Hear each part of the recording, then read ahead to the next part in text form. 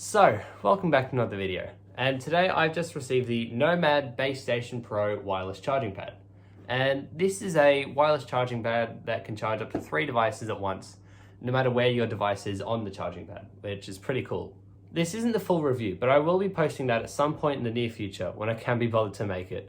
But for now, here's an unboxing of it.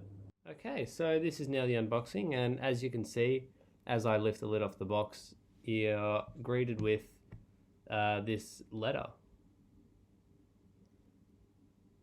and when I rip it open, it has like a little you can pause that there if you want to read that. I'm not going to. Inside this little slip you'll see you get 2 stickers and this last one that I apparently can't get out.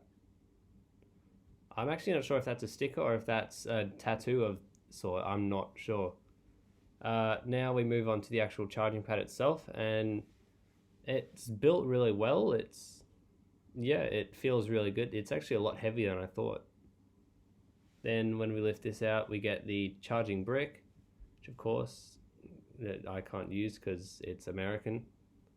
We get this USB to USB cord, I guess, to plug it in. Don't need that. And then in this little pouch, if I can open it, that is,